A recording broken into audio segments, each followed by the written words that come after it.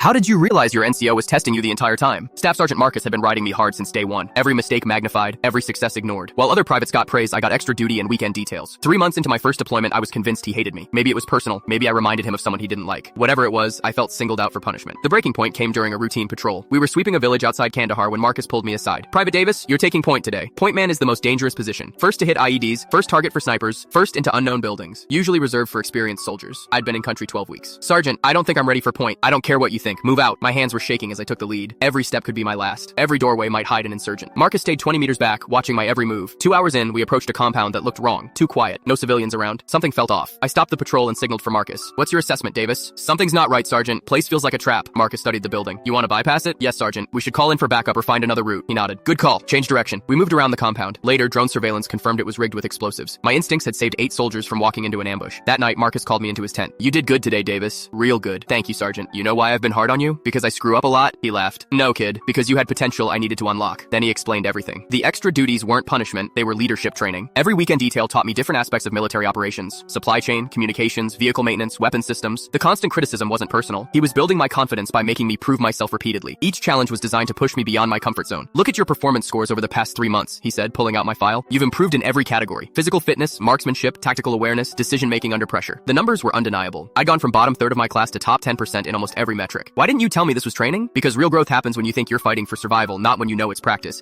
You needed to believe the stakes were real." Marcus showed me his notebook. 3 months of detailed observations about my progress, strengths, weaknesses, areas for improvement. He'd been documenting everything. "Today, you made a tactical decision that saved lives. You spotted danger other soldiers missed. You trusted your instincts despite pressure to keep moving." That's what I was building toward. He'd been preparing me for moments exactly like today. The extra responsibilities weren't busy work. They were simulated leadership scenarios. The harsh criticism was designed to stress test my decision-making. "Your real test starts tomorrow," he continued. "You're getting promoted to team leader. 3 soldiers under your command. Everything I've taught you, you'll need to use." Suddenly, the past 3 months made perfect sense. The seemingly random assignments, the impossible standards, the constant pressure, it was all deliberate preparation for increased responsibility. Over the next 6 months, I led my team through 15 successful missions. 0 casualties, 0 major incidents. The skills Marcus had drilled into me became second nature. When our deployment ended, he pulled me aside one last time. "Remember this experience when you become an NCO someday? Real development happens through challenge, not comfort." 5 years later, I made sergeant myself. Found myself using Marcus's methods with my own soldiers. The extra duties, the high standards, the apparent harshness that was actually careful cultivation. I keep his notebook from our deployment. Use it as a template for developing junior soldiers. Every entry shows how much thought goes into building military leaders. The best teachers disguise their lessons as hardship. They make you think you're struggling when you're actually growing. Marcus understood that leadership isn't taught through lectures, but forged through experience. Looking back, those 3 months of thinking I was failing were actually the most educational of my military career.